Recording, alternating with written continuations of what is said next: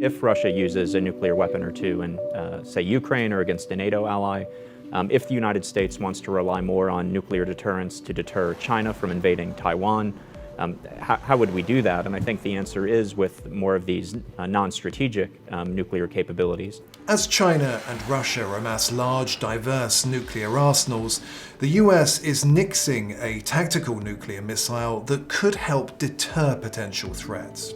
That's just one of the issues that was discussed by a panel of nuclear security experts following release of the 2022 Nuclear Posture Review. I'm not sure the B-61 gravity bombs that we have currently are the right answer. It requires getting an airplane basically directly over the target. And so I know Rob in the 2018 Nuclear Posture Review was working on what are the additional flexible options we need, and came up with this low-yield submarine-launched ballistic missile and this nuclear SLCM. And so I think it was good to have those options. And so this NPR decides to cut the nuclear SLCM. It will be interesting. Which is a submarine-launched cruise missile for... That's right, yeah. That's right. The Biden team cancelled the nuclear sea-launched cruise missile, or SLCM, in its budget proposal this year. But the decision is notable for failing to adapt to the growing dangers. We realized, again, politics is really important when you do these reviews, we realized that actually asking our allies to host nuclear weapons would be a heavy lift. So the next best thing to have that presence there, to have that promptness and presence, would be a nuclear sea-launched cruise missile, which would be based on an attack submarine. And our attack submarines are constantly plying the waters in that region, right? But here's another reason that we didn't articulate directly in the Nuclear Posture Review, and this is related to the two nuclear peer problem, right? So as Russia and China start to build up their capabilities, especially China, you worry about the survivability of U.S. nuclear forces, right? The worst case scenario is if they can devise a way of disarming us in a first strike. And so again, job number one is survivability.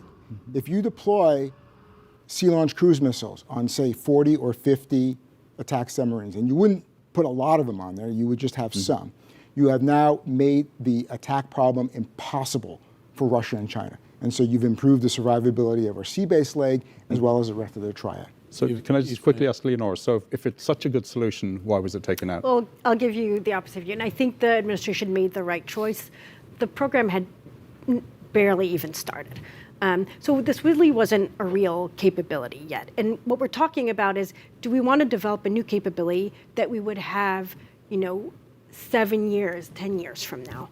And I think given the nuclear modernization that we are pursuing, including stealthy B-21s, the long-range standoff weapon that will be also available in the 2030s, that we will have new modern capabilities. Today, the Biden administration talks loudly about the threats from China and Russia, but the rhetoric isn't backed by investment in military power. And as a strategy, that's dangerous. Adding a new program on top of an already stressed and important nuclear modernization program would have been very difficult, and I think endangered the other higher priority programs. Fortunately, even though the White House strongly opposes funding the SLCM, the good news is that Congress gets a vote. I must say right now, the idea of canceling a program which is important to our Asian allies is not the right signal to be sending. I think there is a failure sometimes to recognize that nuclear weapons are at least as much about perception and politics as they are about actual hard military capability.